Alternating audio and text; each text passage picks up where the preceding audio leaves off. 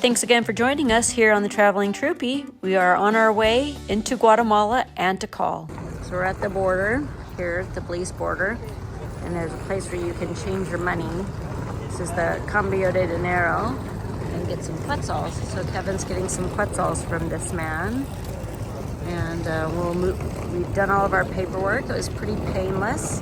We got through in maybe 30 minutes, which is a lot better than coming into Belize. We're gonna get back in our car, which is down there, and then we're going to leave. All right, we made it through customs. We are now in Guatemala. Oh, one more stop. Just kidding. Here's the stop for Guatemala. We'll have to turn the camera off for a minute. We're in El Remate. We just pulled in. We did the border crossing today. Went smoothly, not too bad. It wasn't too bad. They were very helpful. Strangely, Guatemala has kind of that Latin America hustle. Yeah. That we didn't see in Belize. Belize was much more laid back. Here, there's a restaurant everywhere. People are selling stuff on the streets. In Belize, it was really weird. Yeah. Because it's very hard to find anybody serving stuff, street food. On the road, yeah. And everything was locked up tight behind bars, and here you can just stroll right in. And although they seem busy, like going to school and going to work, so it's just, could be just a different way of doing things. But anyways, we pulled into El Remate. We're on our way to, what's the name of the ruins? Tikal. Tikal. Tikal. I keep forgetting that. And we pulled into our hotel and met Roberto, who was very nice. At the Sunbreeze Hotel. At the Sunbreeze Hotel. $34. Yeah, fantastic. Has air conditioning, has private parking, 2 beds, so Kevin stays on his side of the room. And she's not touching me. I'm not touching him. And we asked him where to eat because I'm really in the mood for a hamburger because I We haven't really eaten any American food in a month. Other than PB&J's. Her first hamburguesa. So he said go to Don David. So we pull into this place and look at this. This is where we're eating. It's outside. They got this cute little food service system that goes on that line out to these guys out here if you're hanging out by the water.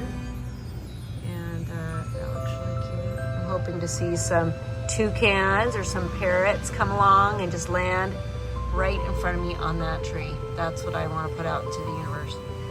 And Kevin got fish and I got a hamburguesa, and the restaurant is quite nice. We're the only ones in here, although it's very early. It's pretty early. Oh, there's the guy walking in right now. And so there you go. I'm excited to have some fries and a hamburger. There you go. All right, day 2 Guatemala. We're driving up to Tikal, which is some famous ruins in Guatemala. Apparently second only to Chichen Itza. That's exciting. So it's huge. We're excited. We love seeing the Mayan ruins. He said it's 20 minutes from here, but this was just a pretty drive right here as we just entered the park. So it's a big national park, and we're gonna have a good day here. I think it just got a little prettier. What do you think, babe? Well, and there's clearly some panthers coming. Watch out for panthers. So we've had a whole bunch of watch out for animal signs. What have we had? Snakes. Turkeys. Rats. Panthers. Deer. I think that was it. That's about it. We're barely moving. Yeah. So we've yet to see an animal, but I think we've seen watch out for animal signs probably like 20 times. Plenty. So we're looking for animals. Here's another watch out for animal sign. We're not sure what this animal is. A rat? Mongoose? Lizard? We're not sure. Watch out for turkeys. We are at Parque Nacional Tikal. Bienvenidos. Parque Nacional. We're here in Tikal, and this monkey is climbing the tree above us. Stretched out. What's he gonna do? Oh, there's 2 of them right there. What is he gonna do? Oh, he's just getting some yummy leaves. Over here. 1, 2, 3 more. Here, there's a whole bunch more. Oh, yeah, you can see bunches of them. Whole bunches of monkeys up here, but these two you can see better on my camera as they eat their leaves. All right, so we're walking through the archaeological site of Tikal, and we've been approached for having a guide like 6 times. They want to take 5 hours to do a guided tour. I'm sure it's fantastic, but clearly I'm sure we're being foolish, except we had a guide at Chichen Itza, and I don't remember a thing. I found it interesting at the time, sure. but I don't remember anything. Sure. Now, that's not his fault. It's my fault because We're simple folk simple. with a little ADD. So We just want to see it. we want to and see enjoy it. We'll watch a YouTube show about it when we leave to And get then more we'll information. forget all about it except we've And then been we'll here. forget. Although we'll remember, exactly. We'll remember we've come and we'll remember we enjoyed it. And, you know, the historical things will just, you just don't retain it. I mean, don't. You we don't might, retain it. But we don't. We don't retain it. So for us, traveling and coming to sites like this is more about the experience, enjoying the day, learning a couple of things, seeing the beauty around us. I mean, it does not get better than that. And avoiding the mosquitoes. They're back. I did not put spray on me. The horror. And just keeping it simple. You can certainly hire a guide, and it wasn't expensive. It was $50 American, and he was going to spend 4 to 5 hours with us. That's a deal. I mean, that is not even asking for a lot. But anyways, that's just our take on it. We know our limitations. Know your limitations. So Kevin, when was this place built? You had it a minute ago. I don't remember. In the BCs, of course, there's not a single thing in this that talks The about. guide. Anyways, we just came upon the first section of what we're here looking at. I love, this is for people who think everything's theirs. Do not sit on the monuments, folks, and no climbing on the monuments. I mean, you would think that's pretty straightforward, but people do it. Anything for a photo. Did you just save my life? Shara just walked through here and almost walked her head right into that I spider. heard him scream, so I ducked. But Can there's you a big, imagine? You can't see Can the you spider imagine web, if but Shara oh my had gosh. put her head right into that guy? Thank you for saving my life. Is he alive? Oh yeah, he's alive. Thank you for saving my life. I did feel it as I ducked underneath, but You were. thank you for saving me, We babe. were talking with a guy who said, "Oh, these are This- plastic." I know the But plastic. the ones in Belize, he said, if they're out in the sun, last 10 That. years. Those are wrong. And then they said this is a Mayan arch called a false arch. It's different than the arches you normally see that are rounded, that have a capstone. It's done differently. All right, we're still walking to find Templo 4, Cuatro. And Kevin, how many people lived around here? They say 400,000 at the peak. It's a big complex. Yeah, it's huge. And here's our little pathway we're on. There's this famous Forrest Gump saying. I don't have the arm strength to hold myself up. There's nothing, my hands are slipping. Good job. It's kind of fun. Jane of the jungle. Mistake number 1 in coming in here. What is it, Kev? Not reading the mosquito reader correctly. And not applying some sort of insect repellent. We have no insect repellent Shara on us. assumed a mosquito reader of 0. thus no protection. And it's probably at a solid 1 out of 10, probably a solid 6. If you hold still, I'd say what? if you hold still, you can hear them Right in your ear. buzzing you. And we're walking around doing this because they're hitting us.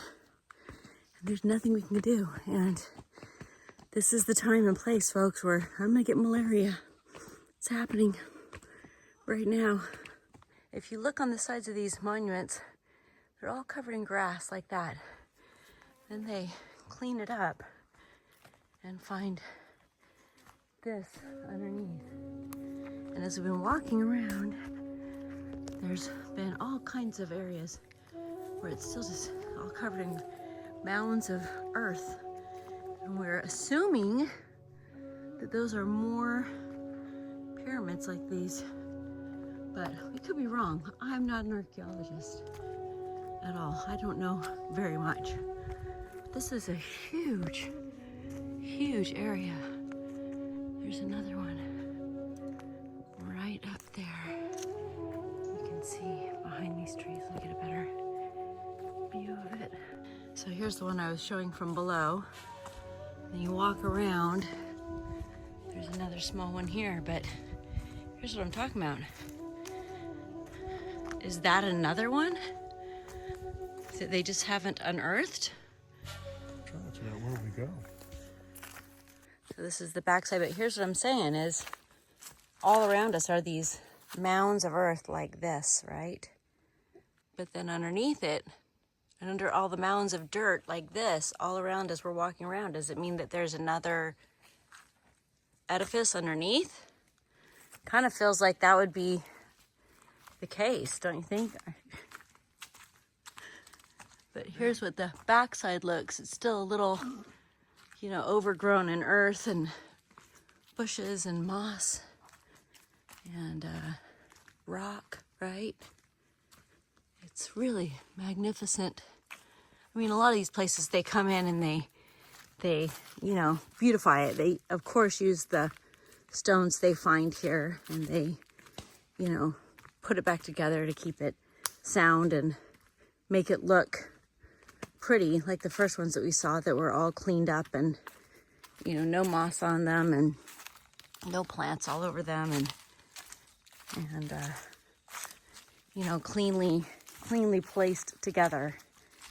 These are a little rougher around the edges, more, you know, after thousands of years they've sat here and settled and become what they are. But it's pretty cool. This is Templo number 4. This is the big one to come and see here at Tikal. Okay, give me your impression. That thing's enormous. As you see, Temple 4. Look at this thing. They're still unearthing it. Yep. It goes all the way up. There. Yeah. I can't imagine, you know, in Egypt, you just got to move sand. Here you got to remove trees and bushes and they've just grown right out of it, haven't all they? kinds of stuff just to get to it.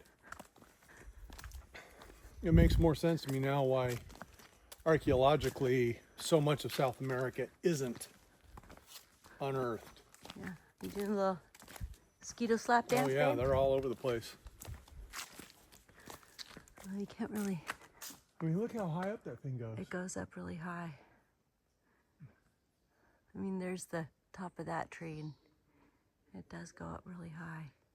Here's what I'm talking about: is this has got to be another temple or little something. Dwelling here, and that one's another one here. And you think about, Kevin just mentioned pulling these trees off of it that have grown out of it, and what the roots are going to do to the structure underneath.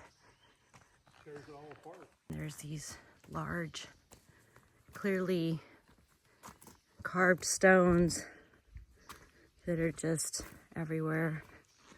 And it's fascinating that it's just still so covered in jungle, you know? So we just saw this. It says, do not use the archaeological structures. And you gotta wonder if this was like, look how cool that is. It's hard to see it on film. but it's almost like stairs made out of roots that go all the way up there. So cool. This is the top of the structure. The house of the windows, window house it was called.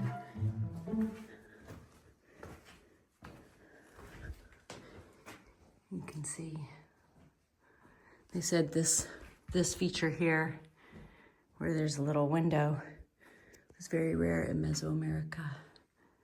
So that's pretty cool.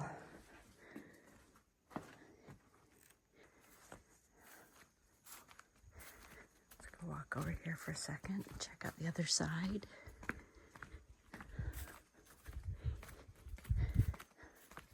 That was cool. Yeah? That was really cool. It's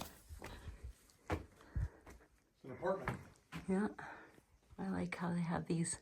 I like the Mayan arch. I never knew that about that before. And you can walk through. They have these little windows. Maybe for defense or just to look out. Then you can go walk through. There's a step here. So luckily I was watching, or that would have tripped me up and I would have fallen completely back to where we began. Back out through the front. We found the Grand Plaza. Here's what we're seeing.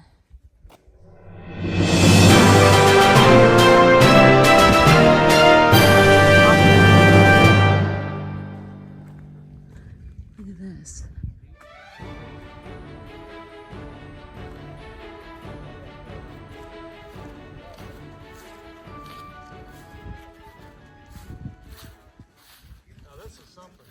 This is something.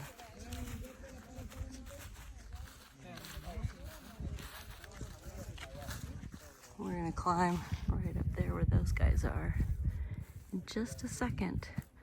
It looks like they're gonna let us walk all around this, which is pretty amazing to have the ability to do that.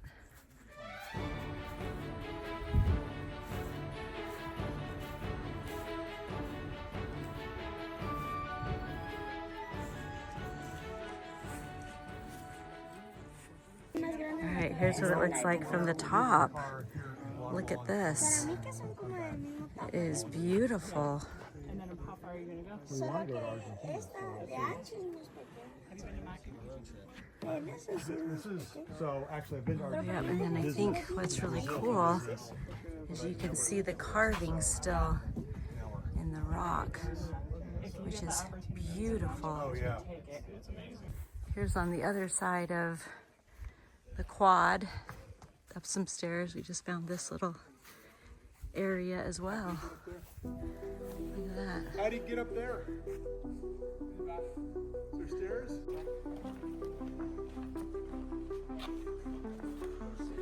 There's a trail down below. It's thin right there, but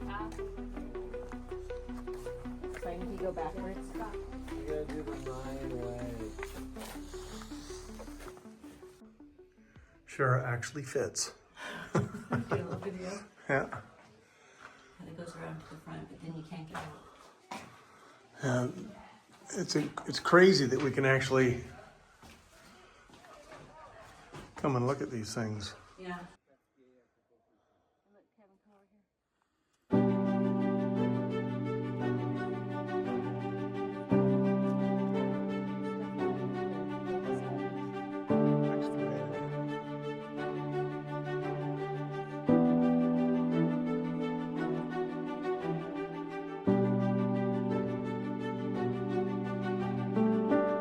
Okay, Tikal. I think I like Tikal better than I like Chichen Itza, mostly Yeah. because we can Explore it. get on the stuff. Tikal was the capital of a state that became one of the most powerful kingdoms in ancient Maya. The site dates back as far as the 4th century BC. Tikal is best understood of any of the large lowland Mayan cities with a large dynastic ruler list. After centuries of abandonment, the site was first explored in the modern era of 1848 and became Tikal National Park as we know it today. Thanks again for joining us here on the Traveling Troopy. We hope you will return for our next video. Please like and subscribe and join us again.